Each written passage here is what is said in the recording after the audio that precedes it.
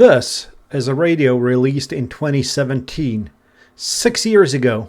Is it still relevant in 2023? First of all, let me get all the formal stuff out of the way. This radio was shipped to me free of charge by my friends over at Thingiverse in exchange for some videos on it. This does not mean that it is free of charge for me. I still have to pay import fees, sales tax, and income tax on the radio.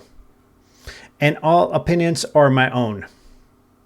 If you get offended by this, please find something else to watch. I can strongly recommend one of my Parks on the Air videos. And just so that's out of the way as well, at the time of the recording, this radio is $141.99 over at retvs.com.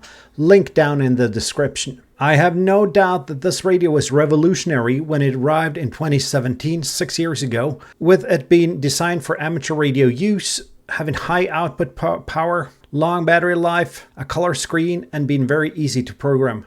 But does it hold its own in 2023? Yes, it does. It is actually still a very good radio, and I've already done 3 videos on it. The first one, where I did a quick overview on the radio.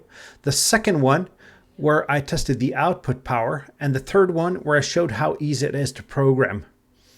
I've also used it for over a month now, and I have a pretty good feel for how it works. I'm not going to keep you too long. Let's get the good and the not so good things out of the way first. The display does not work in direct sunlight. It's actually really hard and close to impossible to see in direct sunlight. To get around this, you need to set your channel before you go outside, but it is, however, a great screen in all other conditions. Secondly, it does not have the advertised output power. My test revealed 6.5 watts on high power, 2 watts on medium power, and half a watt on low power. Is this a deal breaker for an HT?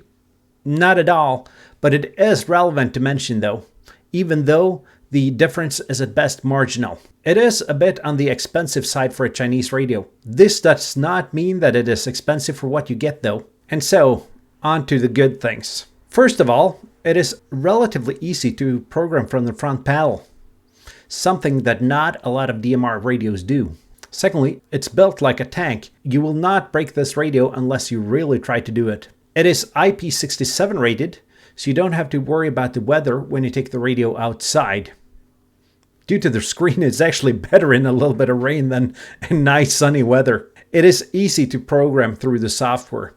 It's actually one of the easier DMR radios I've ever programmed. It is the easiest with factory software, and the only easier DMR programming experience I've had is with OpenGD77, which I have installed on the Retvs RT3S. But installing OpenGD77 on a radio is not for everyone, and especially not if you're not technically inclined.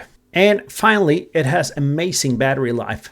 I actually left the radio on for 4 days forgetting it was on, and it still had 67% battery life when I turned it on. So without use, week or more standby time, I'd guess, the 3200 milliamp hour battery lasts longer than you'd think. So to conclude, would I buy this radio if Retvs hadn't shipped it to me? Well, after knowing what I know now, yes, I would. It is by all standards as good and sometimes better than my previous DMR benchmark, the Anytone 878. Is it still relevant? Absolutely.